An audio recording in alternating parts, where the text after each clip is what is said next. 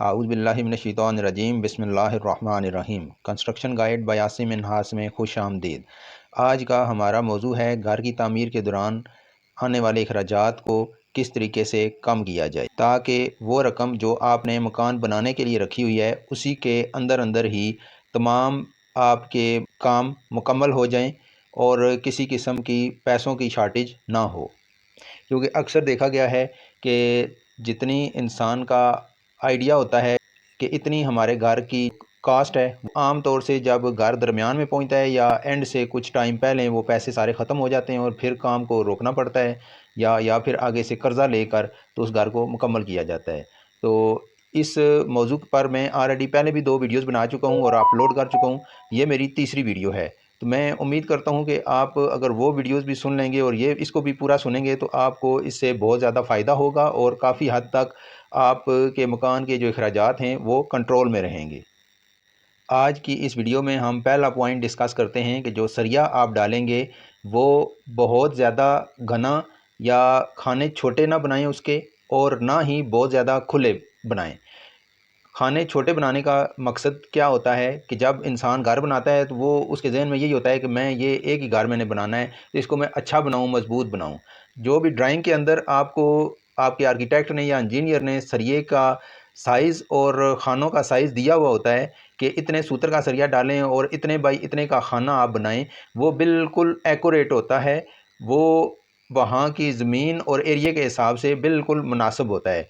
तो उसके अंदर आप किसी सूरत भी कोई कमी या बेशी ना करें। मिसाल के तौर पर वहाँ पर खाना दिया हुआ है कि 4 सूत्र का सरिया आपने 6 बाई 6 साइज़ का खाना आपने बनाना है। तो इससे अगर आप उसको 6 बाई 6 का खाना बनाने के बजाय आप 4 बाई 4 का खाना बनाएंगे तो उससे आपका सरिया ज़्यादा लगेगा और आपके ख्याल में वो ज़ाहिरी तौर पर उसके अंदर मजबूती ज़्यादा हो गई है। लेकिन ये जो सरिया है ये आपकी बिल्डिंग पर लोड डालेगा, आपकी बुनियादों पर। ये बजाय इसके कि मजबूती करे, उल्टा आपके लिए नुकसानदेह है। 2 नुकसानात इसके होंगे। एक, आपका नुकसान ये होगा कि आपका खर्च बढ़ जाएगा, और दूसरा नुकसान ये होगा कि आपकी बिल्डिंग के ऊपर एक एक्स्ट्रा बोझ बन जाएगा, जिसकी वजह से बिल्डिंग की बुनियाद को ज़्यादा वज़न उठाना पड़ेगा। तो बजाय टेक्निकली तो आपने ये किया कि मैं मजबूत बिल्डिंग बना रहा हूँ, लेकिन आपने अपने पैसों को भी एक्स्ट्रा वहाँ पर खर्च कर दिया, और दूसरा बिल्डिंग के लिए भी ये नुकसानदेह है। दूसरा इसका जो पहलू होता है कि आम तौर से लोग कहते हैं कि हमारे पास पैसे कम हैं तो हम सरिया कम डालें। मिसाल के तौर पर वहाँ पर दिया हुआ है 6 बाई 6 का खाना या 6 बाई 7 का खाना, तो लोग 9 इंच का खाना, 10 इंच का खाना डालकर तो वो लेंटर वगैरह में अभी लेंटर डालने की कोशिश करते हैं। तो उसका नुकसान ये होगा कि आपके लेंटर के अंदर जब आप चलेंगे तो धमक महसूस होगी, लेंटर की में अंदर मजबूती नहीं आएगी, मकान के अंदर मजबूती, उस स्लैब में इतनी मजबूती नहीं रहेगी, क्योंकि इंजीनियरिंग के मुताबिक उस नक्शे में जो खाना दिया हुआ था वो 6 बाई 6 या 6 बाई 7 का है या 7 बाई 7 का है। आपने उसको 9 बाई 9 या 10 बाई 10 का कर दिया या 10 बाई 9 का कर दिया, तो ये आपकी एक मिस्टेक है। ना ही सरिया कम डालें और ना ही एक्स्ट्रा डालें, बल्कि जितना नक्शे में दिया हुआ है आप उतना ही डालें। इसके अलावा अगर आप अपने घर की तामीर के दौरान अपने अखराजात को कम करना चाहते हैं कि आपका मकान कम से कम खर्चे में तामीर हो जाए, तो आप चेक करें कि आपको इस्तेमाल शुदा मटेरियल किसी जगह से अगर मिल जाए तो ये आपके लिए बहुत ही ज़्यादा फ़ायदेमंद होगा।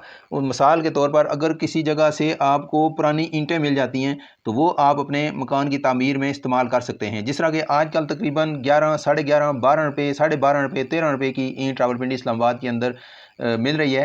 तो आप जब इस्तेमाल शुदा ईंट लेंगे तो हो सकता है वो आपको 10 रुपये की मिल जाए, 9 रुपये की मिल जाए।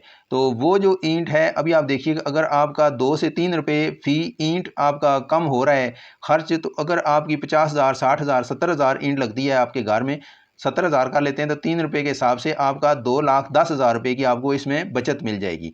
इसी तरह आप इस्तेमाल शुदा दरवाज़े अगर आपको किसी जगह से मुनासिब पैसों में मिलते हैं तो वो आप इस्तेमाल कर सकते हैं, जिससे खातर ख्वाह आपके मकान के अंदर कमी आएगी तो अखराजात के अंदर। इसी तरह खिड़कियां हैं, आपको स्टील की, एलुमिनियम की या लकड़ी की खिड़कियां अच्छी हालत में किसी जगह से मिलती हैं तो उनको आप अपने मकान के अंदर इस्तेमाल कर सकते हैं।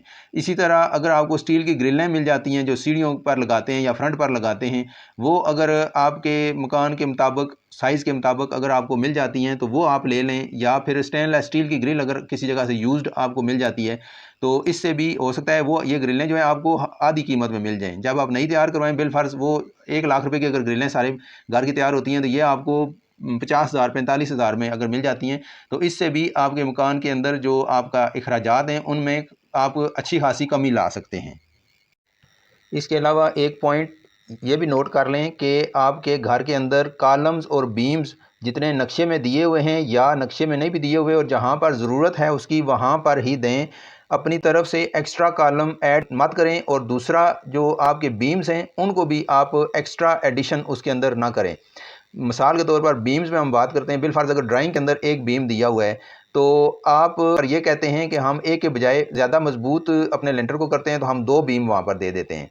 तो क्योंकि ज़रूरत वहाँ पर एक ही बीम की थी और वो नक्शे में आपको आपके आर्किटेक्ट ने डाल कर दिया हुआ है, तो आपने जब 2 बीम डाले तो आपने एक्स्ट्रा सरिया डाला, एक्स्ट्रा कंक्रीट डाली, ये आपका एक्स्ट्रा एक ख़र्चा हो गया। जबकि आपको इसका कोई ख़ास फ़ायदा नहीं होना, ना ही कोई ख़ास मजबूती आनी है, क्योंकि मजबूती के लिए सिर्फ एक ही बीम ज़रूरत था और वो नक्शे में मौजूद था, जबकि दूसरा आपने अपनी तरफ से एक्स्ट्रा कर लिया। इसी तरह अगर कॉलम्स की बात करें, बिलफर्ज आपके घर के अंदर 12 कॉलम्स नक्शे के अंदर दिए हुए हैं तो आप वहाँ पर 14 या 16 कॉलम्स खड़े कर देते हैं तो ये भी आपने एक्स्ट्रा एक ख़र्चा अपनी तरफ से कर दिया है। 12 कॉलम्स उस घर की मजबूती के लिए काफ़ी थे, तो वो आपने इसको मज़ीद आगे बढ़ाने का इसका कोई फ़ायदा नहीं होगा आपको। इसी तरह अगर आप मजबूती चाहते हैं तो फिर आप ये करें कि जो फाउंडेशन से कॉलम उठाए जाते हैं उनको आप डीपीसी तक ले आएं और डीपीसी पर उनको क्लोज़ कर दें और ऊपर सिर्फ वही कॉलम लेकर जाएं जो नक्शे के अंदर दिए गए हैं और जिनकी ज़रूरत है वहाँ पर। किस्सा मुख्तसर ये कि कॉलम्स और बीम्स की जो तादाद है और उनका जो साइज़ है वो आप नक्शे के मुताबिक रखें और मुनासिब रखें ताकि आपका ख़र्च कम से कम हो और जो मकान की लागत है उसमें कमी वाक़या हो। मकान की लागत को कम करने के बारे में इंशाल्लाह मैं मज़ीद भी आपकी खिदमत में वीडियोस पेश करता रहूँगा ताकि आपको ज़्यादा से ज़्यादा मालूमात मिल सकें और आप मुनासिब पैसों के अंदर अपना घर मुकम्मल तौर पर तामीर कर सकें। अगर आप रावलपिंडी या इस्लामाबाद के अंदर किसी जगह भी अपना घर बनवाना चाहते हैं तो आप हमसे रब्ता कर सकते हैं और हमारी खिदमत हासिल कर सकते हैं। आपसे गुजारिश है कि अगर आपको ये मेरी वीडियो अच्छी लगी है तो बराए करम इसे लाइक कर दें, इसे अपने दोस्तों और फैमिली के साथ ज़्यादा से ज़्यादा शेयर करें ताकि ये मालूमात उन तक भी पहुँचें और वो भी इससे मुस्तफ़ीद हो सकें। आपसे एक दरख्वास्त ये भी है कि अगर आपने अभी तक हमारे इस चैनल को सब्सक्राइब नहीं किया तो बराए करम हमारे इस चैनल को सब्सक्राइब कर दें और घंटी के बटन को भी प्रेस कर दें ताकि मेरी आने वाली हर वीडियो का नोटिफिकेशन आपको सबसे पहले मौसूल हो। अभी तक के लिए इतना ही। अपना बहुत सारा ख्याल रखिएगा और मुझे अपनी दुआओं में याद रखिएगा। आसम नाज को इजाज़त दीजिए। इंशाल्लाह नई वीडियो में नए टॉपिक के साथ आपसे मुलाकात होगी। अल्लाह हाफिज़।